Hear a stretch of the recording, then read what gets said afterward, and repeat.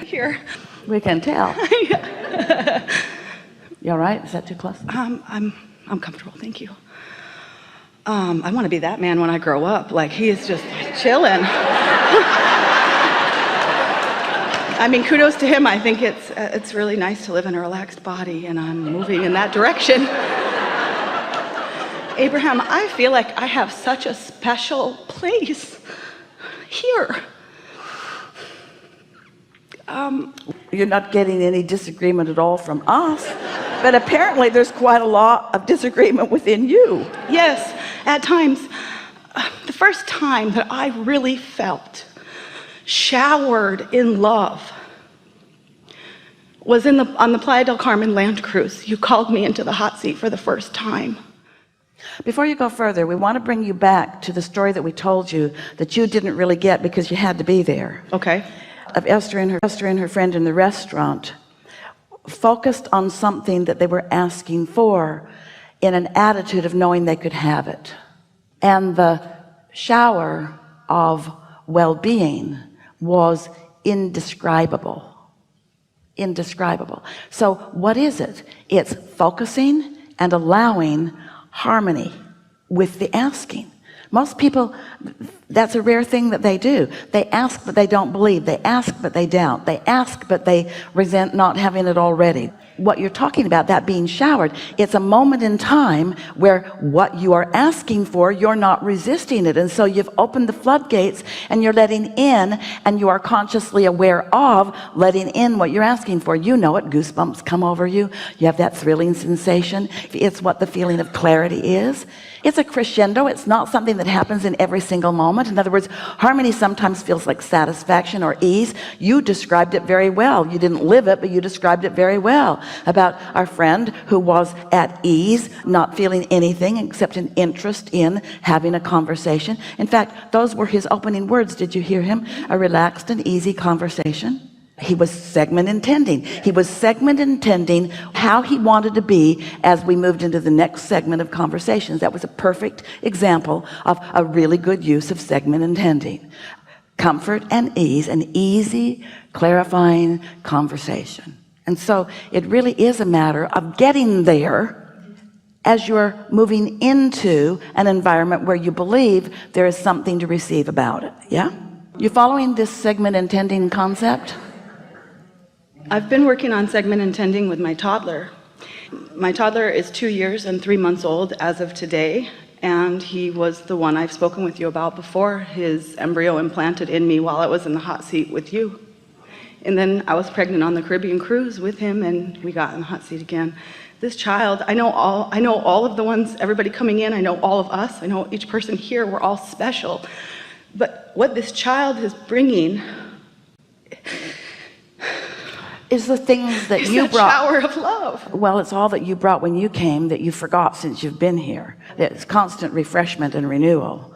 Alignment does that. When we talk about alignment, we should call it the replenishing mode, because that's what it is. When you stop resistance, you allow the replenishing, which is always showering down on you. So it's not that the shower just started, it's that I put the umbrella down. Right, right. And so as I'm doing segment intending with him, he's very precocious. He wants to know what's happening. And so I've started to do some segment intending and letting him know, well, we're actually taking a trip to a new place and we're going to be in the car. This is the way that's going to be fun. And it's playing out quite well. And it feels like it's certainly more for me than for him. So that's the way Esther used to understand segment intending. This is the way we've described it. Jerry said, Abraham, what do you want us to know? Are there laws of the universe that we can actually acknowledge and perceive and understand? Jerry wanted it to be practical and understandable and teachable and duplicatable. That was the way he thought, and he didn't want it to be something that you could maybe get but that you couldn't explain what you got. He wanted it to be explainable. And so we said to him in response to that first question, there is the law of attraction, and it is this, and there is the law of deliberate creation, and this is this, and there's the law of allowing, and this is this. And then we said, and then there is the practical application of segment intending. Those were the first 4 recordings that Jerry summoned through Esther for his desire to uplift the world. So segment intending has been a part of the conversation from the very beginning of us flowing in this way. And the way we described it was, a segment is something where something's going to change. It was a new segment when you sat in the chair. It's a new segment when you walk out the room. It's a new segment when you get in your car, or when the last person joins the table. In other words, you could have 3 or 4 people around a table, and when the one who is always late arrives, the segment changes, because now new energies have come into the mix that has already been established.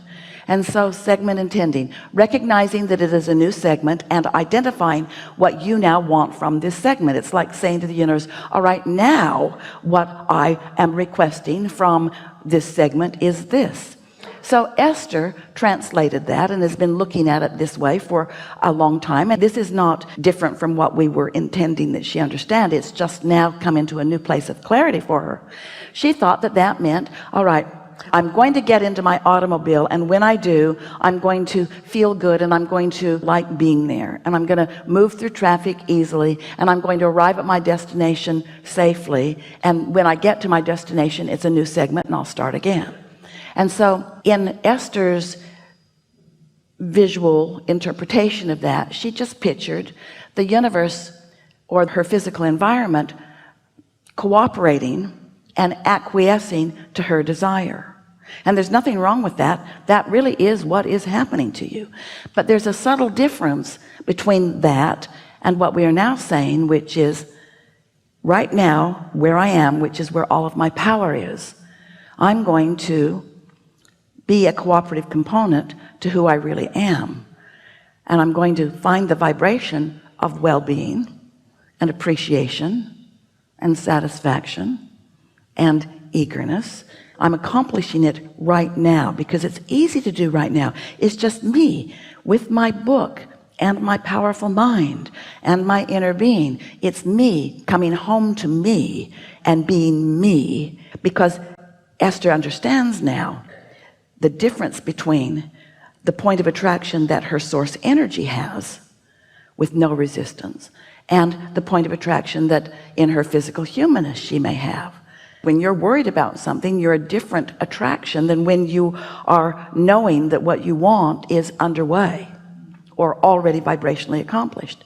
So then Esther began feeling like she was accomplishing the fullness of me, and then me moves forward into whatever, not changing the atmosphere around, but selectively sifting from it, because of her powerful point of attraction, what she wanted from it.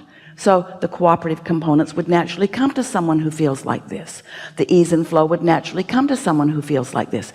The ideas about when to get on and when to get off and where to get on and where to get off and what to do next and who to call. The combination of the thoughts that you might think and the experiences that you might have and the conversations that you might have are endless. The exponential possibility of the configuration of what's going on is endless, and only in your full alignment and connection can you know that. Your communication with source, your communication with others, your ease and flow in the world, in other words, everything is contingent upon what you're doing vibrationally. So as you're talking to your 2-year-old, we get it quite often. Parents say, Esther's daughter used to say it about her kids, I want to set them up for success. I want them to not be hungry when we go, and I want them to know what's coming so it's not shocking. I want them to not be afraid of what's coming. I want them to be prepared for it. It's like preparing your dog to go to the vet. Have you ever done that? When you put a dog in the car who's only ever in the car when it goes to the vet, when it gets in the car, it's not happy to get into that car. It knows where it's going. And so sometimes parents think that segment intending is getting their cooperative agreement about what's going to come, and you can't get a cooperative agreement out of somebody who's in a vibrationally different place. So segment intending is really about the lovely breakfast that you're having together, and the love that you're feeling for your child while you are having breakfast, and the calmness and certainty and connection that you are radiating around, and the compliments that you are naturally flowing to this child. your knowledge, your expectation that they're really going to have a wonderful segment, and your willingness to let it be whatever it be's. We didn't warn Esther that she was going to meet a rascal sitting on the front row. She might not have come out. If she had known what was coming, she might have said, wait a minute, I didn't sign up for that. And yet nothing bad ever happens. Well-being is the dominant thing in every segment. Even though there are a lot of things that you might not have on your list that you want to experience, not one of you thought you wanted an experience like that, and yet every one of you benefited from it, you see. So there are things that you're asking for that you don't even know that you're asking for, that when you are feeling good, then you let in what you're ready for. You let in the benefit of your experience, you see.